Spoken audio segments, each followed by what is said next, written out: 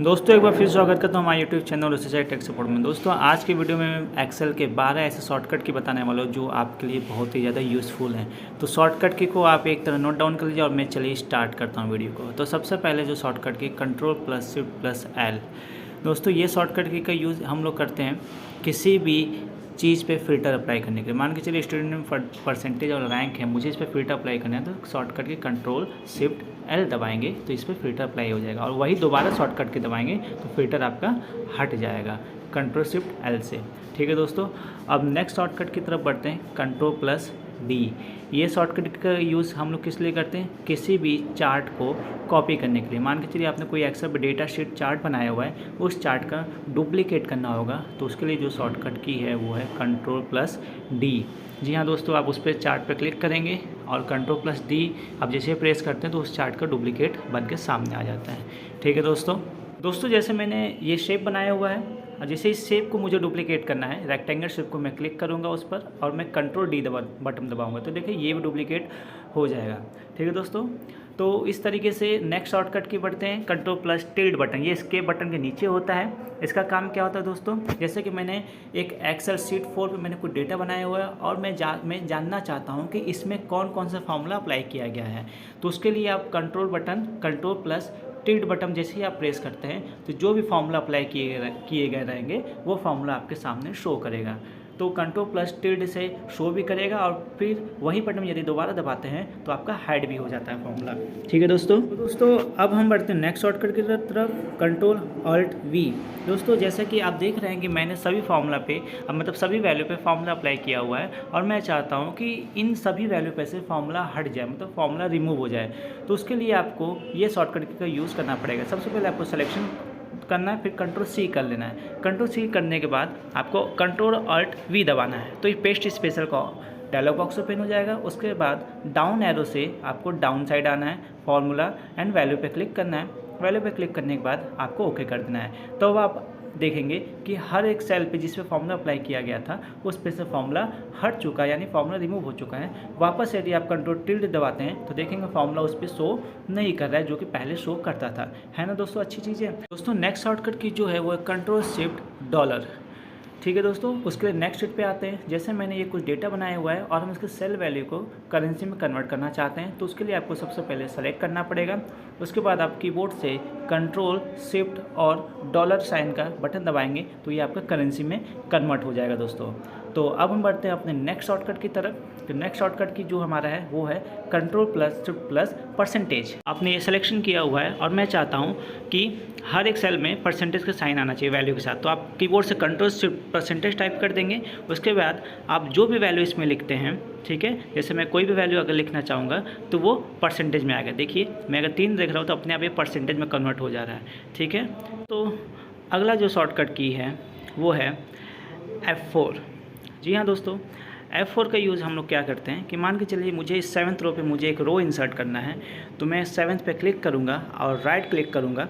Right click करने के बाद इंसर्ट में जाने के बाद यहाँ पे एक रो इंसर्ट हो जाएगा। ठीक है दोस्तों, अब मुझे बार बार यदि रो इंसर्ट करना होगा तो मैं क्या दबाऊँगा, F4 बटन दबाऊँगा। मैं जितनी बार F4 बटन दबाऊँगा उतनी बार मेरे रो इंसर्ट होते जाएंगे, मुझे ऑप्शन पे जाने की आवश्यकता नहीं है। देखिए मैं F4 दबा रहा हूँ तो ये मेरे रो इंसर्ट होते जा रहे हैं। दोस्तों ये F4 का काम क्या होता है, ये कमांड को रिपीट, यानी लास्ट जो आप कमांड दिए रहेंगे उसको वो रिपीट करता है। ठीक है, जैसे कि मैं अगर इस 4 पे क्लिक करता हूँ, ठीक है, इस 4 पे क्लिक करने के बाद मैं इसको बोल्ड करता हूँ।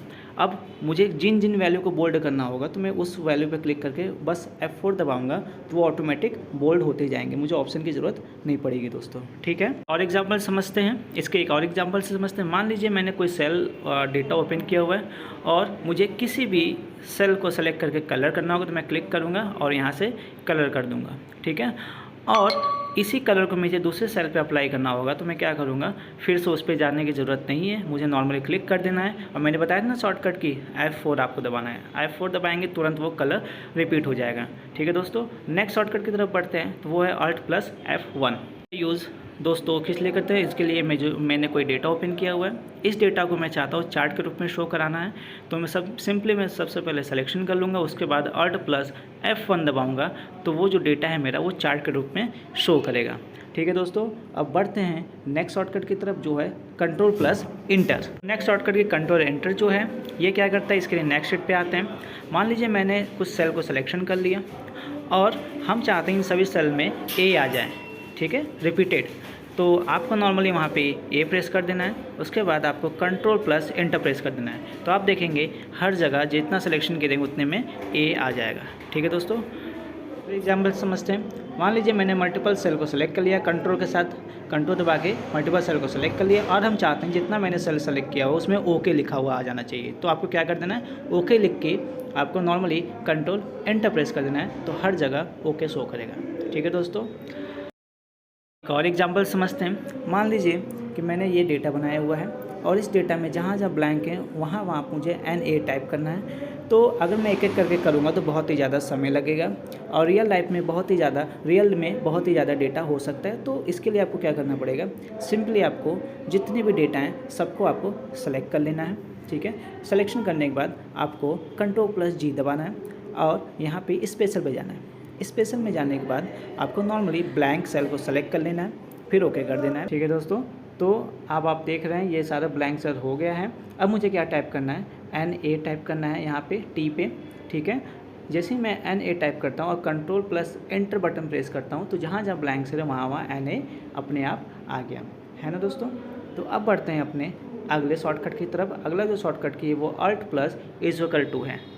नेक्स्ट शीट पे मैं आता हूँ और जैसे कि मैंने डेटा बनाया हुआ है, इस डेटा का मुझे सम करना है। तो सम करने के लिए सबसे पहले मैं क्या करूँगा, पूरे सेल को सेलेक्ट कर लूँगा और यहाँ पे नीचे पे मैं क्लिक करूँगा। क्लिक करने के बाद मैं Alt प्लस = दबाऊँगा तो ये ऑटोमेटिक सेलेक्ट हो जाएगा। सेलेक्ट होने के बाद मैं एंटर प्रेस कर दूँगा तो ये ऑटोमेटिक मेरा टोटल आ जाएगा। उसी तरीके से इस पर भी मैं करूँगा, क्लिक करूँगा।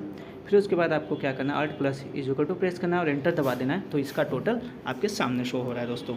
इसी तरीके से हम यहाँ पर भी सिलेक्शन करेंगे सेल पे और Alt प्लस = टाइप करेंगे, ये सम फंक्शन लग जाएगा, उसके बाद एंटर कर देंगे तो ये टोटल आ जाएगा।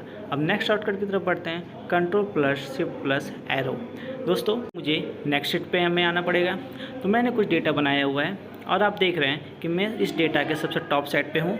ठीक है, सेल पर सेलेक्ट करने के बाद यदि मैं कंट्रोल डाउन एरो करता हूँ, मैं चाहता हूँ कि इस सेल का सबसे लास्ट सेल पे मुझे जंप करना है। तो उसके लिए आप कंट्रोल डाउन एरो करेंगे तो सबसे लास्ट सेल पे आप जंप कर जाएंगे जहाँ भी आपका डेटा डाइंड होगा। ठीक है, यदि ऊपर की तरफ जाना है तो कंट्रोल अप एरो प्रेस करेंगे तो आप जहाँ थे वहीं आ जाएंगे। ठीक है, अगर आपको लेफ़्ट की तरफ जाना होगा तो कंट्रोल लेफ़्ट एरो, और यदि आपको दोस्तों राइट की तरफ जाना होगा तो कंट्रोल राइट एरो कर सकते हैं। ठीक है दोस्तों, तो इस तरीके से आप सेल के किसी भी जगह up and down, right left कर सकते हैं। अब बात करते हैं control plus shift plus arrow की। तो कंट्रोल शिफ्ट एरो से क्या होता है, यदि आप ऊपर टॉप साइड पे हैं, आपको उसी कॉलम को सिलेक्शन करना है तो आप क्या करेंगे, control plus shift plus arrow button press करेंगे तो ये आपको जो कॉलम होगा वो एक ही बार में सेलेक्ट हो जाएगा। देखिए कंट्रोल शिफ्ट एरो में प्रेस करता हूँ तो ये कॉलम जो होगा वो आपका सेलेक्ट हो जाएगा। ठीक है दोस्तों, उसी तरीके से control shift up arrow press करते हैं तो ये आपका कॉलम जहां आप थे वहीं पे आप वापस चले जाएंगे। ठीक है, अगर आपको पूरे सेल को सेलेक्ट करना है तो आपको फर्स्ट सेल पे क्लिक करना पड़ेगा, फिर कंट्रोल शिफ्ट राइट एरो से आपको लास्ट तक जाना है, उसके बाद कंट्रोल शिफ्ट डाउन एरो दबा देना है, आपका पूरा सेल का जो वैल्यू होगा वो सेलेक्ट हो जाएगा। अपने अगले शॉर्टकट की तरफ, जो शॉर्टकट की है कंट्रोल प्लस A। तो दोस्तों कंट्रोल प्लस A जो शॉर्टकट की होता है वो पूरे डेटा को एक ही बार में सेलेक्ट करने के लिए होता है। आप कंट्रोल A दबाते हैं तो आपका जो भी वैल्यू रहेगा, जो भी डेटा रहेगा वो एक ही बार में आपका सेलेक्ट हो जाएगा।